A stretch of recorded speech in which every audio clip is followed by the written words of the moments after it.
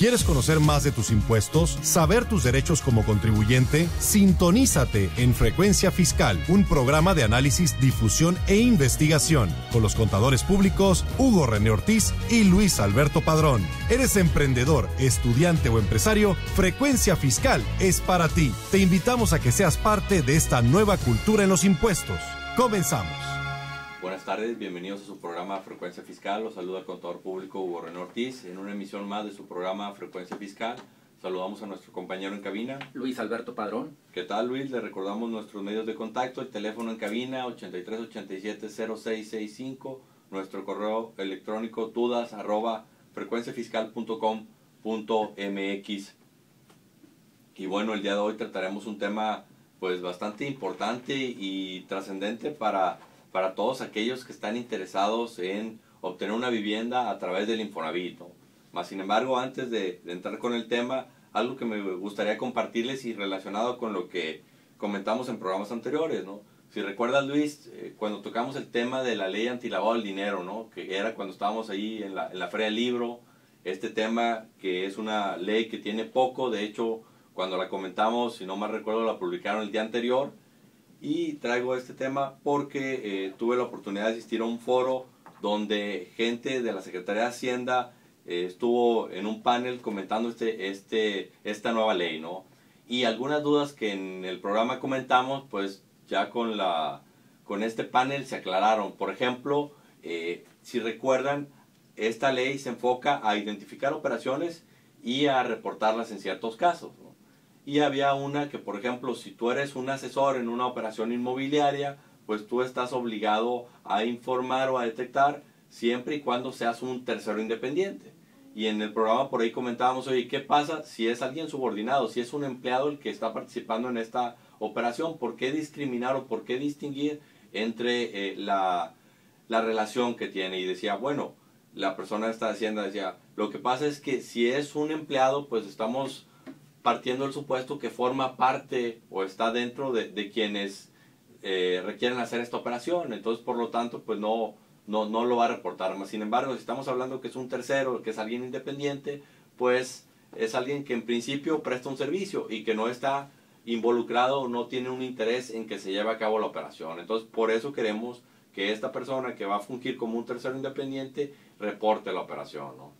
Pues no estoy muy de acuerdo con esto, pero bueno, porque hablábamos de responsabilidad, entonces el hecho de la subordinación me quita responsabilidad, pues caray, yo creo que sigue abierta por allí la discusión, que si bien esa ley se publica en el diario oficial, trae por ahí unos fechas ampliadas para el año 2013, y de allá que salga el reglamento, y todavía trae por ahí un buen tiempo que se tiene que difundir y aclarar todos ese tipo de puntos. Exactamente, ¿no? Por ejemplo, otra de las cuestiones fue por ahí, oye, las cantidades, ¿cómo las determinaron? O sea, ¿por qué están en base a la ley? Y decían en principio que lo que era el Ejecutivo, pues quería que las cantidades estuvieran en un reglamento o en alguna otra regulación que no fuera en la ley, porque la ley implica un determinado tiempo para lo que es los cambios y modificaciones, ¿no? Mas, sin embargo, el Congreso fue el que definió que las cantidades permanecieran en ley, ¿no? Entonces, son ese tipo de cosas que a la hora de analizarla no te queda claro, y ya una vez que interviene este tipo de personas que están detrás, ahora sí que detrás de bambalinas, podemos entender un poco más este tema. Aunque Hugo, digo, yo ahí le daría la razón al legislador, porque en un momento determinado lo que son cuotas y demás, bueno, pues deben estar establecidos en ley. Hay que recordar que los reglamentos solamente son para ampliar o complementar lo que está establecido en la ley. Yo creo que ahí habría un problema en todo caso de legitimidad si estuviese establecido en algún reglamento. Y por último, otro punto también importante que se comentaba es que pues quizás en alguna operación, de acuerdo a lo que marca la legislación, varias personas tendrían que estar reportando la operación, ¿no? Entonces decía, oye, pues va a ser hasta cierta forma una información que se pueda duplicar. Veamos el caso del notario, ¿no? La es. compañía está haciendo una operación inmobiliaria, la compañía lo reporta, lo va a reportar también el agente aduanal, el notario, el fedatario público, y también lo va a reportar, por ejemplo, el sistema bancario, porque también dio fe de ese acto. Entonces, ¿cuál de los tres involucrados es el que tiene pues la obligación final? Así es, ¿no? Aquí nos comentaban que todos tienen la obligación y que la idea que hasta cierto punto la información o la obligación de reportar es concurrente, porque lo que quieren es cruzar la información. Es correcto. Verificar. Que haya discrepancia para ahora sí. Exactamente, que haya congruencia en la información. En el caso de alguna discrepancia, pues poderla revisar detalladamente, ¿no? Bien, Hugo, ¿algún comentario respecto de esa conferencia? Bueno, pues nada más nos pedían pues estar al tanto, ¿no? Porque como tú lo comentas, faltan 7 meses y en el largo de ese tiempo van a estar proporcionando mayor información y sobre todo las entidades que se tienen que preparar, ¿no? Como el caso de los notarios y demás, a través de qué sistema, qué información, etcétera, ¿no? Cosas muy específicas que se tienen que detallar. Pues yo traigo ahí una noticia, pues, relativamente triste, ¿no? Es decir, la Suprema Corte de Justicia de la Nación, bueno, pues, se encuentra analizando la constitucionalidad del artículo 109, fracción tercera de la ley de ICR, básicamente lo que respecta a las jubilaciones y pensiones, que por ahí trae una exención máxima de 15 salarios mínimos diarios, que es aproximadamente 28,000 pesos, y bueno, pues lo que se está discutiendo o analizando en el pleno de la Corte, bueno, pues es que se queden totalmente exentas. Ahorita, o en días pasados, bueno, pues 6 de los 11 ministros se habían pronunciado en contra. El próximo lunes, bueno, pues se retoma este análisis para saber si se exenta o no lo que son las pensiones y jubilaciones. Hugo, y otra noticia más respecto de José Ángel Gurría, bueno, pues el titular de la OCDE ha propuesto a nivel internacional que México homologue, bueno, pues la tasa de IVA al 19%. Al 19%. Entonces estás hablando, o sea, de una cantidad bastante importante de incremento. Y bueno, pues que si bien de dónde sale esa cifra de la homologación de los distintos miembros de la OCDE, pero hay que recordar que, bueno, pues que hay países que tienen, por ejemplo, una tasa de IVA del 5%, como es Japón, o del 10% que es Australia. Entonces, bueno, pues hay distintas tasas y obviamente también la retribución como sociedad y más en infraestructura, calles, seguridad, servicios públicos, bueno, pues también dista mucho de aquellos países a Es decir, si se van a homologar las tasas impositivas, bueno, pues que se homologue el entorno, el retorno de los beneficios a la sociedad al gobernado. Así es. ¿Hubo tema principal? Sí, bueno, conforme vaya habiendo información sobre lo que acabas de comentar, lo estaremos dando a conocer a nuestros radioescuchas. Y pasando a lo que es ya el tema del programa del día de hoy, pues como les comentaba, vamos a hablar sobre el Infonavit. ¿Qué es el Infonavit?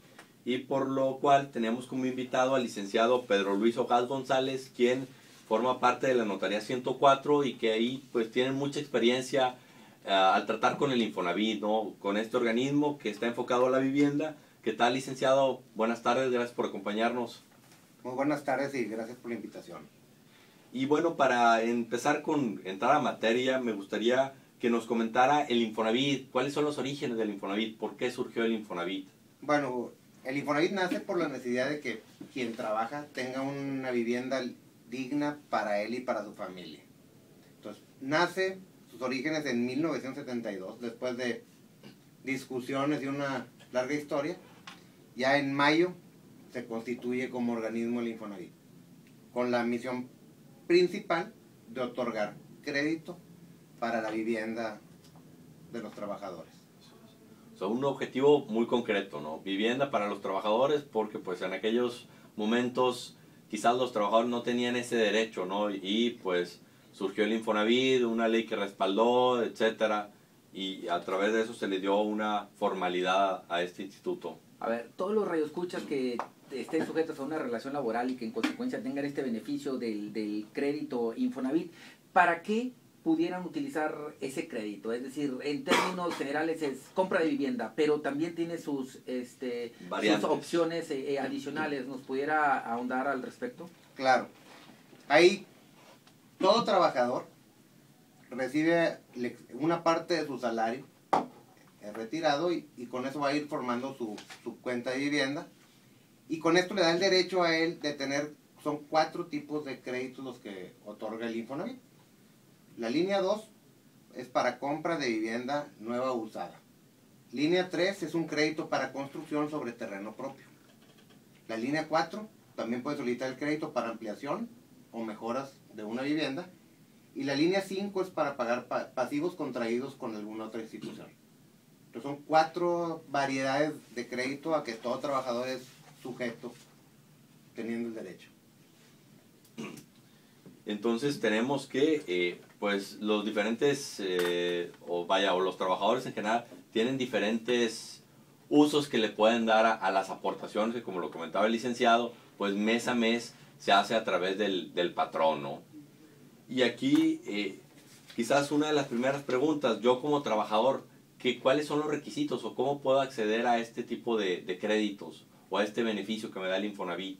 Bueno, pues lo primero, necesito estar trabajando y que el patrón esté haciendo las aportaciones adecuadas al Infonavit. Con esto, yo estoy generando una serie de puntuación que me hacen acreedor al crédito. Ahorita la puntuación para obtener un crédito son 116 puntos. Esta puntuación la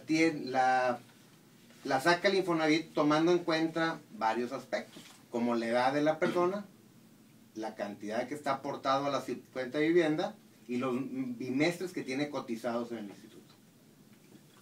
Son esos tres factores los que hay que considerar. Y bueno, esto nada más relacionándolo con programas anteriores donde hemos hablado temas del IMSS, hablamos de salario usuario integrado, que entre más alto es mejor para el trabajador. Bueno, pues uno de los beneficios viene a desembocar aquí en el Infonavit, que eso le va a permitir poder accesar a un crédito mayor de acuerdo a estos puntos, ¿no? A poder alcanzar los 116 puntos que establece como mínimo, exacto, ¿no? En la experiencia de ustedes como notaría, ¿qué problemas recurrentes se enfrentan los trabajadores, por ejemplo, al ir a firmar algunas escrituras, ya sea, no sé, de acreditar personalidad o no sé?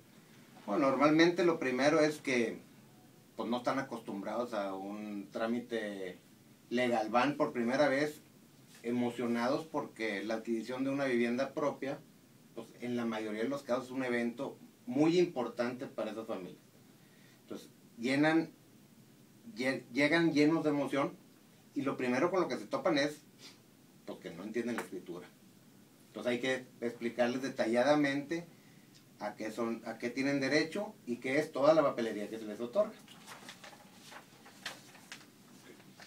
Y en cuanto a también el hecho de que, oye, ¿qué pasa si voy yo, o sea, yo como trabajador solicito el crédito y luego quiero que a lo mejor mi esposa aparezca en la escritura pública? O sea, vaya, ¿eso se puede hacer o tiene que ser nada más la persona a la que le autorizaron el crédito? ¿Cuáles serían ahí las limitantes o las variantes que se pudieran presentar en determinado momento? Normalmente el crédito del Infonavit está otorgado hacia uno que es trabajador, es el derechohabiente. Y aquí hay varias situaciones.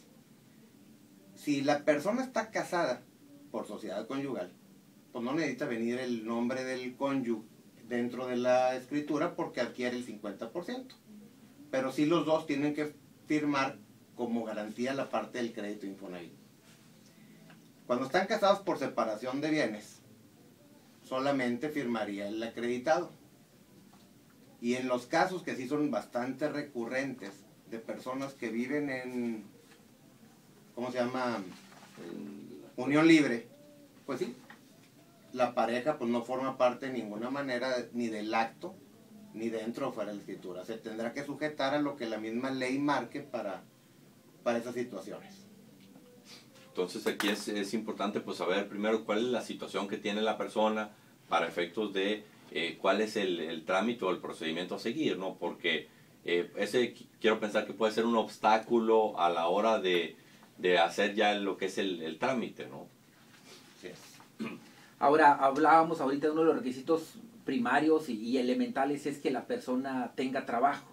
Una vez otorgado el crédito y bueno, por diversas circunstancias la persona es removida de su fuente de trabajo, ¿qué pasa en esos casos? Dice el trabajador, bueno, ya no lo soy, no tengo dinero, pero oye, sí hay un compromiso con, en este caso, el Infonavit, de seguir pagando. ¿Cuáles son las opciones que tiene la persona que cayó en esta situación de estar desempleado?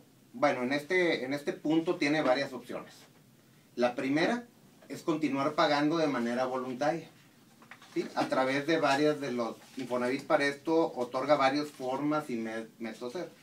A través de instituciones financieras, a través de empresas de autoservicio, en fin. Esa es la primera y esa sería la que no impactaría de ninguna manera en el crédito. Otra opción que existe es la de solicitar una prórroga. Me quedo sin trabajo, tengo el derecho de solicitar una prórroga. Eso va a suspender la obligación que tengo yo de pagar mes tras mes. La prórroga es hasta un máximo de 24 meses para toda la vida del crédito, pero no puedo extenderme por más de 12 meses una prórroga. ¿Sí? Esta es buena en parte si no dispongo, me quedé sin trabajo y no tengo el dinero, pero esta sí va a seguir repercutiendo el monto del crédito, porque los intereses que no se están pagando sí van a irse acumulando al crédito. Ciertamente.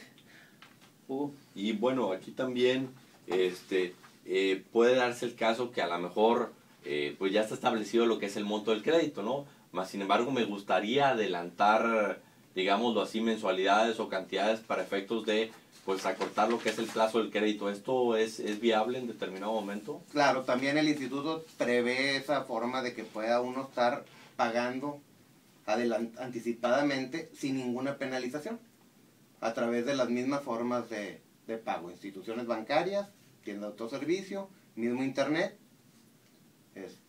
Y bueno, aquí también es importante, ahorita Luis comentaba el caso de que a lo mejor la persona se quedó sin trabajo, más sin embargo, también puede ser que a lo mejor cambió de trabajo, ¿no? Entonces, pues aquí que tengan la cultura de que si tienen un crédito Infonavit, pues llevar la información a su nuevo patrón para efectos de que le puedan descontar lo que es el monto del crédito, ¿no? Porque si no, después se convierte algo complicado porque pues en la liquidación donde cobra el Infonavit, por ahí va a aparecer el monto del crédito y pudiera ser algo después más gravoso para el trabajador. Fíjate, Hugo, estimado Radio Escucha, nada más para que se den una idea del alcance que tiene el Infonavit, es decir, el número de créditos otorgados acaparan del pastel, del total de créditos que se otorgan en un año, el 72%. El Foviste un 11% y lo que es la banca nada más un 17%. Entonces, gran parte de las necesidades son cubiertas por estas instituciones oficiales. Ya en montos, obviamente, pues los créditos que se otorgan por Infonavit son los de menor cuantía y ahí sí el pastel cambia la proporción. El Infonavit se lleva un 51%, el Foviste un 15% y la banca un 34%. Entonces, estamos viendo que gran parte de esta necesidad de vivienda, que es un derecho constitucional, bueno, pues de cierta manera está cubierto, yo no sé si exitosamente o no, por parte del Infonavit. Veía una serie de información presentada, por ejemplo, Hugo, por la Cámara de Diputados en el año 2006, la expectativa 2007-2011, y bueno, hablaban de cerca de colocar 800,000 créditos para el año 2011. Y según esto, bueno, pues la realidad es que estábamos hablando de aproximadamente 500,000 créditos otorgados en la realidad. Es decir, se quedó por abajo 300,000 créditos. Y estamos hablando de un déficit de vivienda a nivel nacional de poco más de 9 millones de personas que están requiriendo vivienda, con problemas como la migración, ¿verdad?, de personas que se desplazan de un estado a otro y demás, porque habrá fuentes de trabajo, pero están allí este tipo de cuestiones. Licenciado, ¿cuál es la diferencia entre un crédito hipotecario obtenido por la banca privada y otro por el Infonavit? Es decir, yo sé que uno pudiera hacer la tasa de interés, pero el Infonavit, ¿puedo pactar plazos, yo como usuario, como trabajador, decir, oye, no quiero el plazo ampliado de 30 años, quiero reducirlo? Ya hablábamos ahorita de los prepagos, que es válido hacerlo, que no hay penalización, pero ¿cuáles serían un poquito así las diferencias, ¿no?, contra la banca privada? Lo primero es que, pues aquí todo el trabajador tiene derecho. Y la banca te restringe un poquito a ciertos lineamientos y a cierto perfil crediticio. Aquí tú tienes tu trabajo, tienes tus puntos, ya accediste a un crédito por determinado monto. ¿Cómo lo sé? Con el mismo portal del Infonavit, hago una precalificación y me dice si soy sujeto o no soy sujeto y mi monto de crédito que es posible que se me asigne. Eso por una parte. Lo otro, el crédito del Infonavit es un crédito que está indexado a salarios mínimos. ¿Sí? No se deben pesos, se deben salarios mínimos y el monto de la tasa de interés va de acuerdo a la cantidad adeudada y al monto de los ingresos que tiene cada persona. O sea que ahí tenemos dos efectos inflacionarios que están modificando los montos que al final del día tiene que pagar el trabajador. Así es, porque se deben salarios mínimos. El plazo máximo pues es de 30 años. Entonces habrá gente con su sueldo que es un poquito mayor, lo liquide antes o con los prepagos. Ahora, ¿qué pasa con estos créditos mixtos? El mencionado Cofinavit. Es decir, donde, bueno, pues una persona a lo mejor con los puntos sí alcanza un crédito, pero la cuantía es tan pequeña que la casa que esta persona sueña adquirir, pues no le alcanza. Entonces va y toca la puerta de la banca y dice, sí, yo te complemento esto. Entonces, allí, ¿cómo se da esto para efectos incluso ya de notario? Es decir, hay dos gravámenes sobre la misma propiedad, ¿es un solo acuerdo? ¿Son dos créditos? ¿Se tienen que extinguir en los mismos plazos? ¿Cómo sería esto? Son dos créditos independientes, firmados en el mismo acto y normalmente a través del banco. ¿Sí? Nomás que son 3 contratos en la misma escritura. El contrato de la compraventa de la vivienda, el contrato de crédito con el Infonavit y el contrato de crédito con el del banco.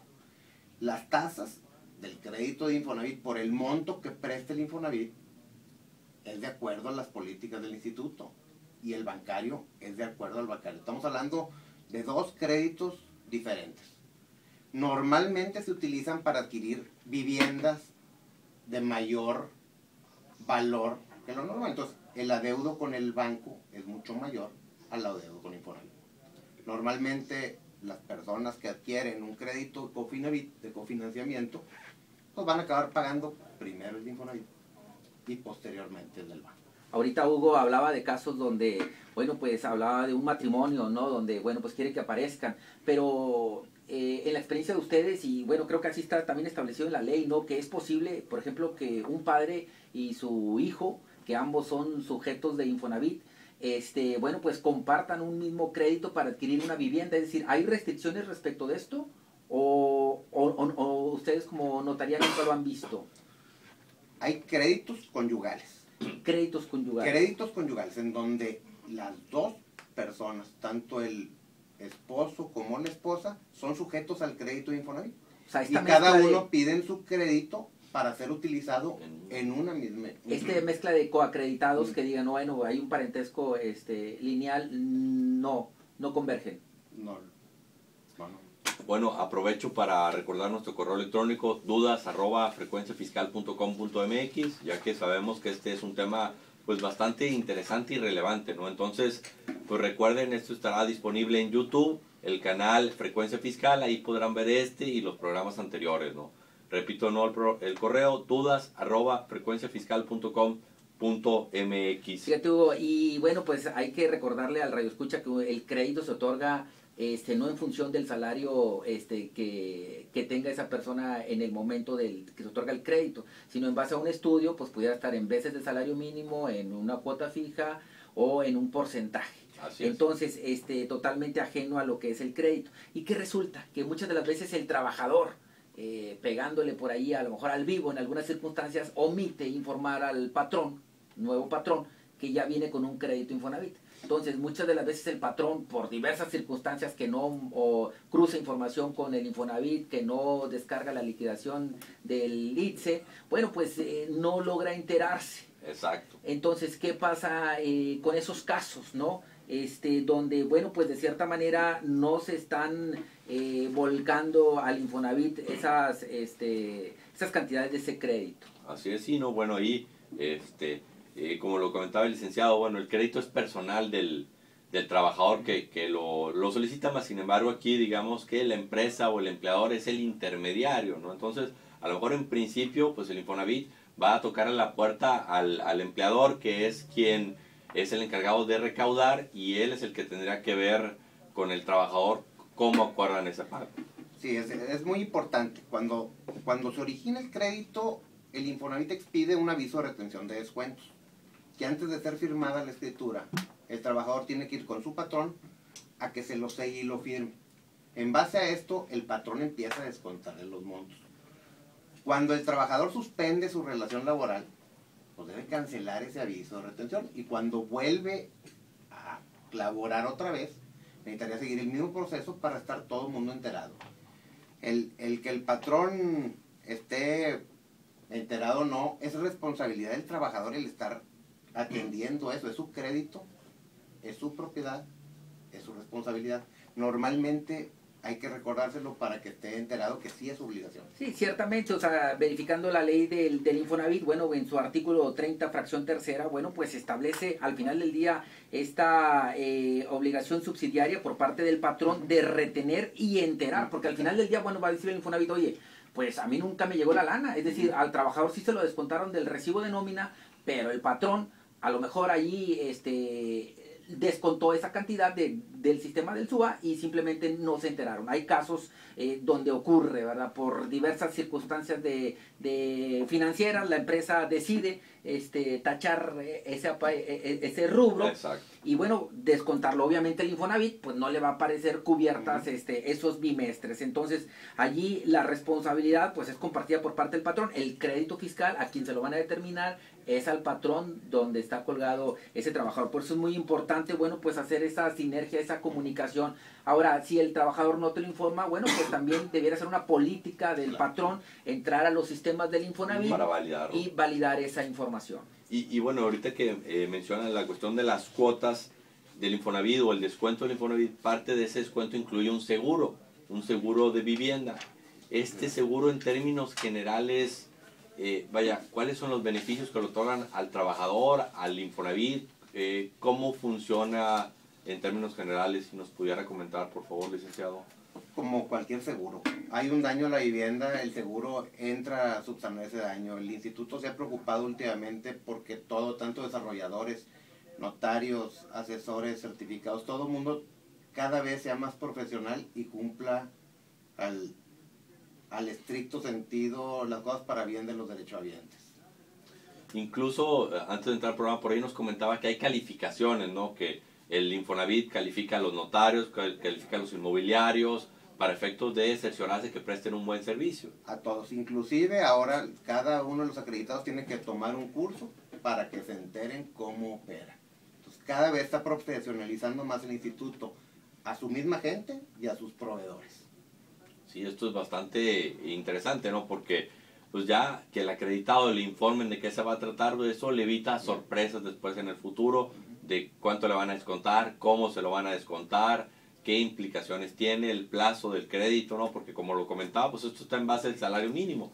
Históricamente el salario mínimo aumenta cada año, ¿no? Entonces eso implicaría que el descuento vaya adecuándose de acuerdo a cómo cambia el salario mínimo. ¿Cuáles serían uno de los mitos que existen? Porque para la gente pareciera esto un regalo, ¿no? El que, oye, me van a dar un crédito Infonavit y que me otorguen la casa donde sea, porque pues ya, es un favor que me hace la autoridad. ¿Cuáles son los derechos del contribuyente, del trabajador, en este caso, de una vez que es sujeto a un crédito? Es decir, ¿tiene derecho a buscar la vivienda más cercana a su fuente de trabajo, a donde él le plazca? ¿Tiene derecho, por ejemplo, a adquirir una vivienda de un valor superior al crédito otorgado? ¿Tiene derecho a una vivienda usada que ahorita ya veíamos? Hay que abrirle ese abanico de posibilidades. Tiene derecho a todo eso. Para empezar a ver su vivienda, no es ningún regalo.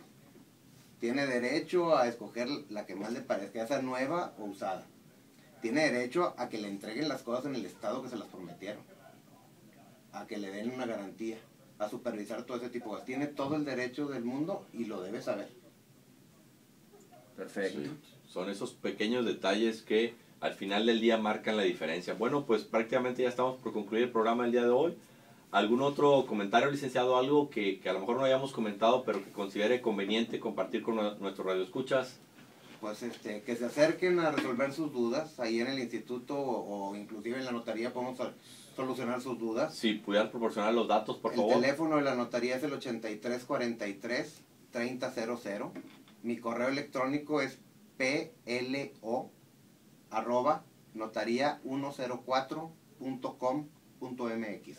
Ahí, en la notaría 104, ahí el licenciado Pedro con gusto los va a atender para cualquier duda o comentario sobre cosas que a lo mejor no tocamos en el programa, o quizás si están a punto de iniciar con este proceso, él los pudiera apoyar. Con mucho Sí, gusto. algo que y comentabas era de la escritura, ¿no? Que la escritura se entrega al momento de que inicia la firma del crédito y no a los 30 años después. Al momento de que quede registrada. Es correcto. Máximo 3 meses después de su firma. Bien, Hugo, bueno, pues algún comentario final. Así es, no, bueno, pues que estar al pendiente de este tema y que esto se relaciona con el IMSS, entonces estar muy pendiente porque revisamos el IMSS y nos llevamos al Infonavit de encuentro, ¿no? Bueno, los invitamos a que nos sintonicen la próxima semana, 2:30 de la tarde. Se despide el contador público, Luis Alberto Padrón. Hugo René Ortiz, Que tengan un excelente inicio de fin de semana. hasta la próxima. Esto fue Frecuencia Fiscal. Te invitamos a seguirnos sintonizando todos los viernes de 2:30 a 3 de la tarde. Gracias.